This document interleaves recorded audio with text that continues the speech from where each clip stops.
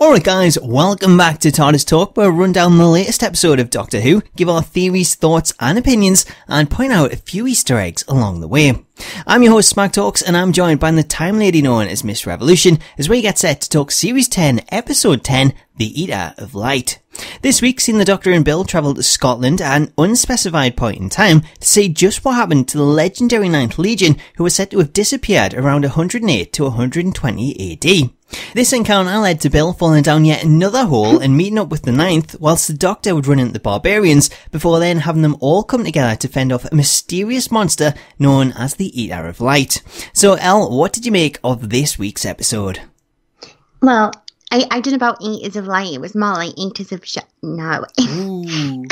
No, it wasn't that bad. It wasn't a brilliant episode and it wasn't a bad episode. I think this is my major problem with this. I know we've said it like the past two, because it's Capaldi's last season, it's Moffat's last season. I think of a lot of us were expecting like high impact episodes, but none of them have really gripped me. Fair enough, I've liked the odd one quite a bit and things, but when I've been thinking about it, it hasn't had that like episode where I really want to go back and watch it like a year later down the line, whereas like episodes from last season I still remember and I want to go watch them back. Episodes like Face the Raven and The Witch is Familiar and things, and that season for me had a lot of episodes that I could happily watch again out of order, out of sync, whereas these ones, apart from Thin Ice, which I did enjoy, I'm still not like, oh, I really want to go back and watch it. Hopefully the two-part finale is going to be like that, but for a season that's had a fair amount of episodes, by now there should have been that whole gripping episode, and I still don't think we've had that.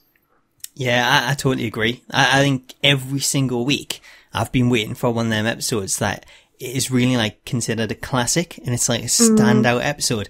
And yet every single week we get pretty much a standalone story aside from the 3-part one, which I guess you could argue could be set up into standalone stories. It just hasn't felt like we've had any that's sort of worthy of thinking back and saying, yeah, I can't wait to go back and watch this. Where so many seasons in the past, we've had so many great episodes, like the ones that you mentioned last season. It was just like, I'm waiting for it coming, and I'm waiting, and I'm still waiting. I'm going to be in like the vault for 1,000 years, still waiting on this next big episode. It just doesn't seem to be coming. Like, I'm hoping the finale is that episode, but so far I could happily sort of go back and watch Doctor Who without really watching this season. It doesn't feel special. It doesn't feel grand. And it doesn't feel like that big, send-off that we're expecting. Like I said, I haven't said like I really hated them. There's been the odd episode like with the monks that I really didn't like, but I can't say that I've actually hated any of them. They've just not brought a lot to the table and not been memorable. And I don't know. I think this season especially has missed. I know people complain like where we've had Dalek episodes, but we really needed an episode where they bring back an old monster. Fair enough, we've had the Ice Warriors, but we needed something that we're familiar with, something that sets the tone. But I think they've tried to bring in a few new things. I think the monks was one of those, and it just for me didn't work. And because of that, I know Stephen Moffat said we should go in this thinking fresh, and it's like a pilot series, but I think because it's been on for so long now, I think I just expected a bit better than what we've been given. Yeah, I think they kind of dug this hole for themselves, because when they say is that they were going to take a bit longer to put this together, I think that kind of said to everyone, we're working on something really special, and it's going to really grow out with like a bang when Stephen Moffat goes. And I don't know, I feel like it's kind of fell flat on its face by them doing that.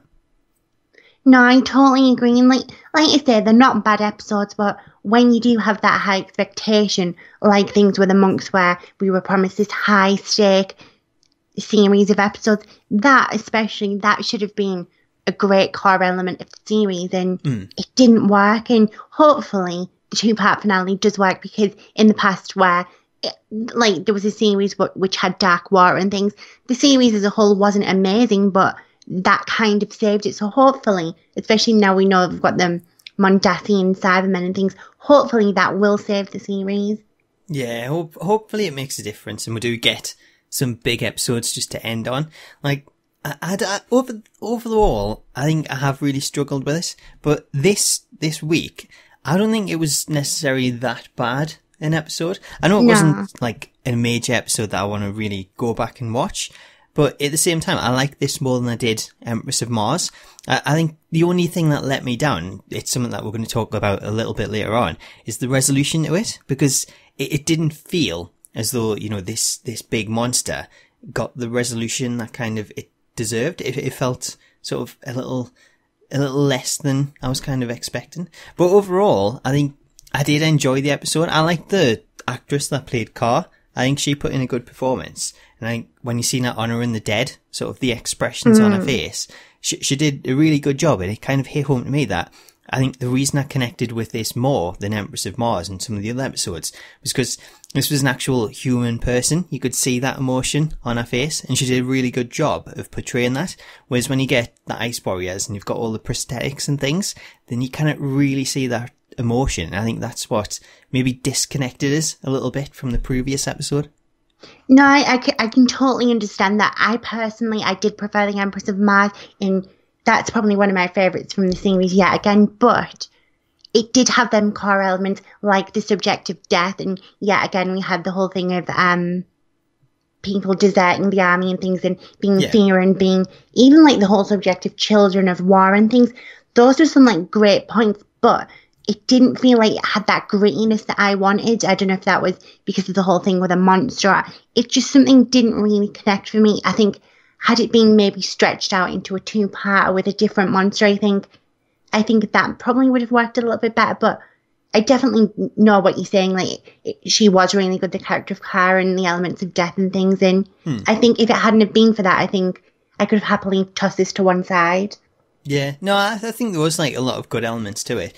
The monster, I don't know if I'm quite sold on it. I mean, let's talk about the monster itself, because this was a monster that it eats light, and it even goes like as far as sucking out all the light from within a person, which caused the bones to disintegrate. But as much as I felt like it was really cool to see that, and it was something different, which is something that I've been sort of clamouring for this season, because everything else that we've got seems to be in reworkings, rehashes of things that we've seen before. It didn't feel new or fresh, whereas this did, and I thought it was quite a cool monster. I don't know if it really worked. I think it could come back to the resolution, which I've already mentioned, which I'm going to speak more about.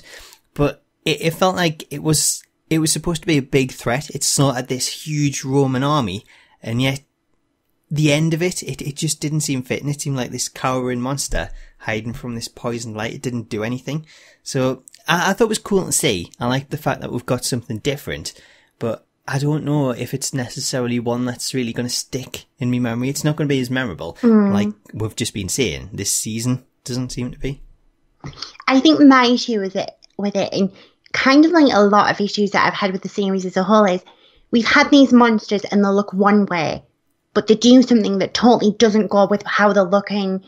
For me, the mythology of the Year of Light is something really good, and I think it should be something on a grand scale. I think if we'd had the whole Eaters of Light with maybe the appearance of a monk and changing when they absorb the light and things, I think that would have been a bit more scary, and I think that would have worked. And having those as this like maybe like a religious cult back in those times, I think that would have been something quite scary. But because it was like some feral dog that quite frankly was barely in the episode, and all we had to go on was this sort of like legend from the Romans and Scottish people. The whole thing, the perception in your head didn't match how the beast looked and how it acted. I think for something that absorbs the whole sun and things, it should be something more grand, and it just wasn't. Yeah, I don't think necessarily thinking about it. I didn't really think too much until you said it, but the whole sort of the talk about the monster and what it does, it doesn't really look like that kind of monster. I think one of the things I did dislike about the look of it was the sort of tentacles and the sort of the bright blue lights on them. I thought that looked, you know, a little bit really cheesy, cheap. It didn't seem to go with it. I think that was one of the reasons why I didn't like it too much. No, totally. And like you say, like, I like the design of the monster, but then when you bring to play what it's supposed to do and things, it just didn't work. And for me, as someone who does like, I love like old mythology and legends and things, and if you go back and look at some Scottish things, like you've got Will o' the Wisp and things like that, if they'd maybe looked into some more of the lore and things, they could have brought some like brilliant monster. And I think that in itself was like a huge missed opportunity. And I don't know, like I say, like I think there's been a few moments this series where the monster hasn't necessarily gelled well with the purpose or its abilities and things. And I think if they'd maybe shuffled those around a bit, I think it probably could have come off across better than it did. Yeah, I think you're kind of right with that. It would have been cool to see something, a bit more from Scottish folklore. Maybe it's sort of, designed around something like that. But I don't know, I didn't feel, I thought it was cool, but I didn't feel it was like this great monster that they seem to be talking about. I think the design could have been a bit better.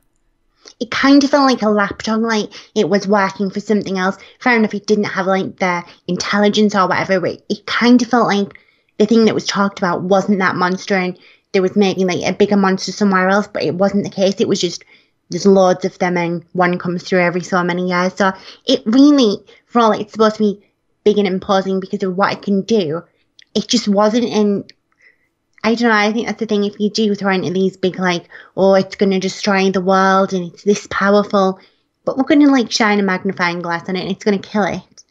It doesn't really match up to being imposing and things.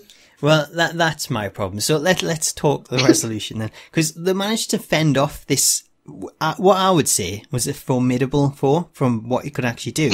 And to me, the fact that they've done this with what you said, basically it looks like a magnifying glass, like they're just shining the light on it. That this poison light, we don't really know what was on the things that they used on the tools, but it poisoned the light and then they shone that on it and it supposedly weakened it so they could then walk it into this portal. My big issue here was, this is a monster that has just slaughtered this entire Roman army, and yet once it goes in that cave and they shine the light on it, it doesn't seem to do anything. We talked about cowardice and desertedness and things. The monster itself seemed to be quite cowardly once it got inside there. It didn't seem to do anything. It could have used its tentacles to knock the stuff out of its hands, attack them. It didn't. It didn't do anything. It literally just stood there, took it. The guy was whacking it with a sword. It done absolutely nothing. And then it cowered itself back towards that portal and went through there. So that was my big issue with it. It was like this big monster that build up that had slaughtered so many people, and yet it didn't seem fitting the way that they actually handled it. No, I mean, totally agree. And even in like one sense, the Doctor never really, I don't know, like he never like identified what the monster was. Fair enough, we knew what it did, but it never came from the Doctor. There was no like backstory or anything. There was none of the usual, well, if you back off now, then I'm not going to kill all of your kind to save the planet Earth. I think they were kind of barbaric for all the monster was, killing people. Yeah. There was never that like sort of warning, like go now or that's it. And I think that's what was missing. And it was just, I don't know, I think because there's a lot going on, again, maybe not full on, but it's like subtle points about the Doctor and things, and we've got the things we're missing. You didn't have time for things like that to explore the monster more, and you did have this thing with the lights, which might have looked alright to a kid, but when you go back and look at it, oh, it's poison light and all this, and it just felt a bit far-fetched. And I watched it twice and I still didn't even pick up on that's what it was. I thought that maybe the monster was attracted to the light, so it was following the light to get in the portal. And it was just a bit, I think it kind of felt like they had 3/4 of the plot, but they needed to somehow get rid of the monster, and that was the best they could come up with. Yeah, I think that's been like a lot of it this season. Like a lot of the resolution feels like that they've got this story, but then they get to that point and it's like, oh, hang on, what do I do here? It never feels like it's fully thought out. And I think that's one of the reasons why these episodes, you do enjoy them, but then it gets to the resolution and it sort of falls a bit flat. And I think that's why I've sort of not found that episode that I've really loved this season. So there's a few different things like this episode in particular. It was like you said, the light itself shining on them, the poisoned light, that seemed a bit far-fetched. I thought watching it the first time, wow, that's a big coincidence, the fact that it's just attacked as the sun's about to rise. But then I guess when I watched it back, I sort of thought, well, I'll let them get away with that, because once they got inside that cave, then time passes differently. So really, they could have been in there a few seconds, and the sun outside would come up quite quickly, because obviously, like, time's passing a lot quicker out there. So I'll give them that one. But overall, it just seemed like, I don't know, it still felt really weak. What did you make of Carr and the Legion actually, like, accepting their fate and going in to fight them? Did you enjoy that, or? See, I think something that I've really enjoyed, and it's something I've touched on in the last few weeks, this whole thing about who's good and who's bad, and they did it yet again with this episode. You had the Romans who were talked about as being like, they were taking over land and slaughtering people, yet in the episode they were depicted as kind of like humble and helping Bill, whereas these farmers who were supposed to be victims and things, they were the ones who were barbaric, and I thought that was really good to see that both of them kind of considered themselves good and doing what was right, yet their opposing team was doing the opposite. And that was like another great thing of exploring that. So it was kind of good to see that whole thing with the Tardis, the translation thing, where when everything is on the same playing field and everyone speaks the same language and things, that whole thing of everyone sounds like a child, I thought that was really powerful, in the fact that it's never really been brought up before, and we're all connected, we just speak different languages and we look different ways, and kind of having that all tumble down, I thought that was really powerful. And it's kind of a shame that the episode wasn't more focused on that, and it was more so on the monster. I think if they'd have gone with that and them sacrificing themselves, I think that would have been even stronger than it already was to me. I think them coming together for one great big threat kind of solidified them as like good and bad and things, but because of the whole monster thing, I didn't really fully enjoy it. Yeah, it's like you say, like the whole season so far, it seems to border on good and evil. What is good, what is evil? So there was that kind of feel going out through this again. It felt a lot like sort of last week as well, where we had the resolution whereby, you know, the two sides agree to come together. I think it is quite powerful when you say, you know, you take out the language barrier, and it's like the two sides can then work things out. And yes, one of them's acting barbaric, but the other one also is. And the Doctor even says, you know, you slaughtered so many of their people, they've slaughtered so many of yours. You can carry on doing that, kill each other, or you can work together and grow up. It's just, it makes you think, you know, if everyone spoke the same language, would we have all these quabbles? Would people actually get on, work out the differences? It's a powerful thing. In regards to the Doctor though, I'm still feeling something's up here, because the way he acted, I'll ask for your take on this, but what I found was the way the Doctor was acting, specifically at the end of it, when he says that, you know, he was a Time Lord, he didn't necessarily die, he regenerates, and therefore it was going to be his job to protect this portal. Did you feel he was genuine in what he was saying? Because to me, it sounded like just a speech for the sake of it, as though he was trying to goad them into saying, no, this is our destiny, this is what we do. And he seemed to put like a lot of pressure on them, especially Carr, because he says to her, you know, you've endangered this whole world for the sake of a muddy hillside. And I was just like, well, surely in the past, that's exactly what the Doctor would do. He would risk everything to save a muddy hillside. Even if it meant there was a chance that something could devour the earth, devour the sun, the stars. And it's as if that Doctor is just not present anymore. Someone else has like taken over him. And it's like we've got this regeneration whereby his personality's changed, but we've got that same appearance.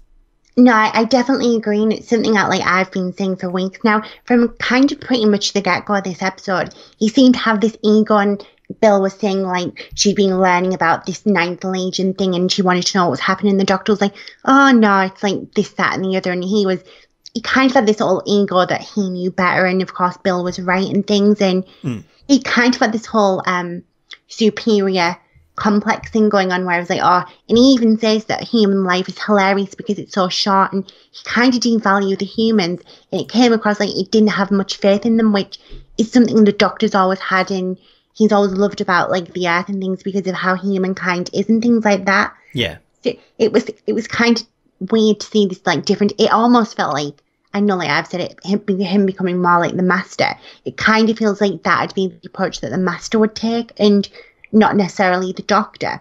So it was, I definitely feel that this week's episode explored that hell of a lot more, even to the point where he even goads Cara and things and saying, oh, what you crying over them for? And yeah, he definitely had a lot of one-liners, and it just for me, it solidified the fact that I don't think he's being as genuine as he usually would, and he's definitely got this inferior complex, and I just wonder what the cost of that is going to be, because obviously we know that it's getting close to the finale now, and there will be some high stakes, and what will the Doctor's ego cost him? Yeah, no, I think you're absolutely right with that. I mean, he used to be a man that would never fire a gun, and yet now he's taking shots at everyone. It's just all these sly shots, putting the blame on everyone. I really don't get what's going on. It's got to be some bigger picture, and that something's actually going on with him to make him question this. I think, one of the other reasons that I had, that was a reason I didn't really like the resolution, and this kind of, it goes into the end scene as well with Missy, because Missy actually questions the outcome when he says what's happened, and she's like, well, was it really the best outcome? And when I say that, what I mean is, at the end of it, when they all go into the portal and it collapses, and the cave sort of closes in on itself, and there's no light on, they explained in the episode that if the portal didn't have light, it wasn't active. So, to me, I was thinking, well, is Missy not saying what I was thinking here? In that, couldn't the Doctor have just, had the cave collapse, and then it's buried, there's no light on the portal, it's not active, they didn't really need to sacrifice themselves? And I think that was one of the reasons why I was also thinking, is this ending, is this resolution really thought out very well? Because that could have been a simple solution and saved everyone. No, I totally agree, and I think it was the whole case of the Doctor wanting this bravado to be the hero, but not necessarily being good. And I thought that was a brilliant part where, I'm not sure if it was Bill who knocked him out, I couldn't quite tell, but I thought that was really powerful when the Doctor was knocked out so that he couldn't take the honour away from the children and things.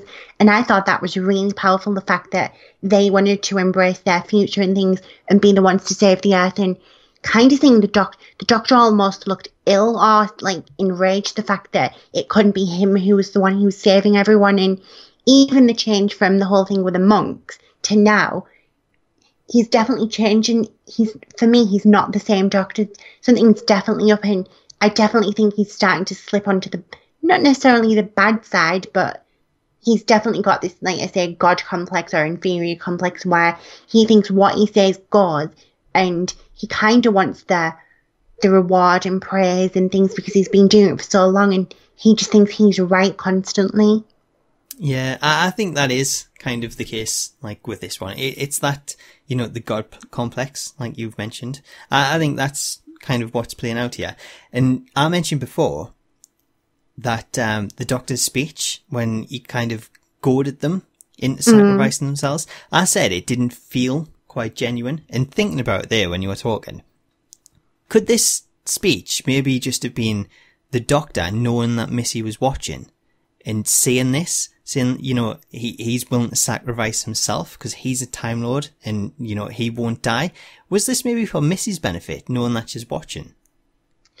See, that's the thing, like, I think that's why I was saying earlier on, because there was that much thrown in the episode subtly, a lot was taken away from the episode, so there's a good chance it was for Missy's benefit, but I'm not sure. I definitely think something else is at play, and maybe Missy's monitoring the Doctor because she's starting to see signs of the way that she was and things like that, and it's that kind of thing with the lines yet again where the Doctor's trying to see if Missy's going to turn the good side, and she's maybe seeing if he's going to go at the bad side, and somewhere coming between that and seeing where those lines blur.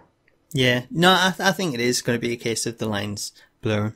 Let's talk about Missy then, because the final scenes that we've just been talking about, it seemed the companions shocked that the Doctor had actually let Missy out of the vault and into the TARDIS to perform a little TARDIS maintenance. So it kind of felt strange seeing that all of a sudden, he's gone from guarding the vault, making sure that never gets out, to inviting Missy into the TARDIS. So it seems strange to me as a viewer, just like it did the companions.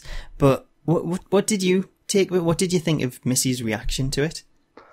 I know for a while now I've been kind of questioning Missy, but I think in this one I felt a lot more for her, and it seemed a hell of a lot more genuine, and And it almost made the doctor seem a lot cold. Is this just another test or something? And I kind of get the impression that at some point, if Missy can't win the doctor's affection, she's been trying for however long she's been in the vault now. She's had opportunity where she said herself that she can just get up and go whenever she wants, but she's chosen not to. And how long can she just go on trying to impress the doctor and prove that she's good before she just thinks, sod it, I'll just go back to being the person I used to be? Well, that's the thing. You alluded the line that Missy come up with, where she says that she's as much a prisoner in the Tardis as she was in the vault. So maybe she wasn't actually that much of a prisoner in the vault anyway, because she did say she could have walked out there at any point. So maybe she's got a plan. Maybe she can walk out of the TARDIS. Maybe she's not actually bio-locked out of the controls. Maybe she's got access. She could have flown around anywhere, been up to anything while the Doctor was away, and he wouldn't be none the wiser. I think that's the thing. I think they probably are both testing each other, and it's kind of like who's going to come out on top in the end. Is it going to be the Doctor, or is it going to be the new improved Missy? And who knows? Maybe it'll be Missy Who going forward. Missy Who. Missy Who sounds good. I wouldn't mind a spin-off called Missy Who. I'd be up for that. Do you think she's genuine though? Because like we're leading into the final episodes now. So if you had to say, we'll both do predictions here. Yes or no? Is she genuine? I'd say she's genuine in what she's saying and what she's feeling.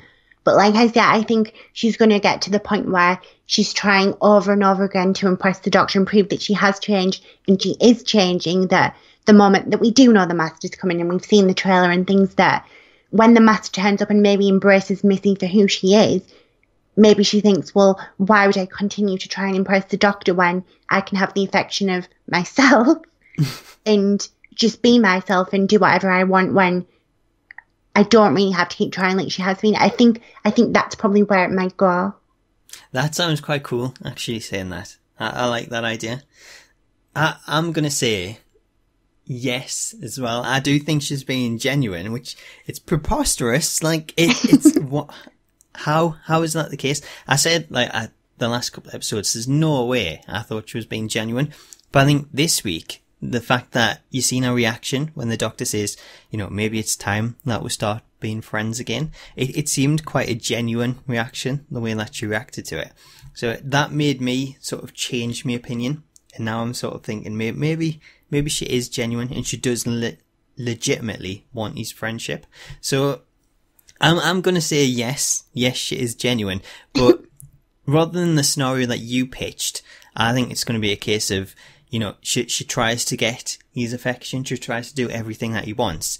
And then she comes to the realization that, like she said before, his version of good isn't necessarily good. Mm-hmm. And I think she's going to have her own take on it. And because of that, the two of them are going to clash. And it's still going to be a case of, Missy against the Doctor. I don't think there's going to be a common ground where they can actually agree on things and get by. No, I definitely think it's definitely going to come down to this whole good and bad scenario. I know it's basically the staple of every show, but I think this season, for all I haven't particularly enjoyed it that much, I think it's at this great standpoint with the whole good and bad thing and that line between and how fine that line is. I think it's definitely going to focus on that a lot, and the fact that we're going to have the Doctor on one side, the Master on the other, and maybe Missy in the middle. I think that's going to be the whole tug of war for maybe this two-parter. But I will say that I think Michelle Gomez, like, I adored her last season, but this season even more, like, the range of the kind of character of Missy that she's played has been phenomenal. And it kind of makes me hope that, I know Michelle Gomez has said that she won't be continuing, but I really want to see more of Missy and that sort of range and in between good and bad.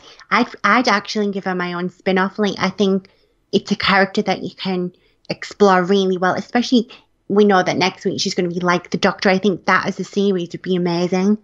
Yeah, it really would. We've already mentioned it. Missy Who, get it commissioned. I would love to see that. That'd be really cool. So, yeah, I guess that's kind of our thoughts on Missy. Then we'll give our predictions for this big finale that we're leading into. We've got next week, then the finale after that, which is actually feature length. So it's going to be like a two-parter all rolled into one episode. So I'm really looking forward to that. Hopefully, like you've just been saying, it does all lead into that finale and it gets a big payoff with all this good and evil stuff. So I'm really looking forward to that. I cannot wait. We've only got 2 weeks to go, so there's not long at all. Let's talk Easter eggs though. Let's finish the show. We'll have another tease this week that the Doctor was maybe once female, as he referred to himself as being a Vestal Virgin second class, which Vestal Virgins being ancient Roman priestesses. We also had the inclusion of the Ninth Legion, which were a real Roman army who did actually go missing in northern England, leaving no indication of what happened to them, although I kind of doubt that they were slaughtered by a creature from another dimension. Finally, this week's episode was written by Rona Munro, an award-winning Scottish writer who previously penned the last episode of Doctor Who's classic series before it went on a 16-year hiatus. So there you go, there's a few little Easter eggs, but let us know if you spotted any more in the comments. Anyway, that brings us to the end of this week's episode of Tardis Talk, but make sure to get involved and let us know your thoughts on the episode, as well as your theories in the comments, as well as follow us on Twitter at Tardis_Talk for live reactions, tweet-alongs, and more Doctor Who goodness. As always though, we hope you enjoyed this week's episode, but I'm off to find out where they keep the tea cakes in the TARDIS. Until next time. See you later.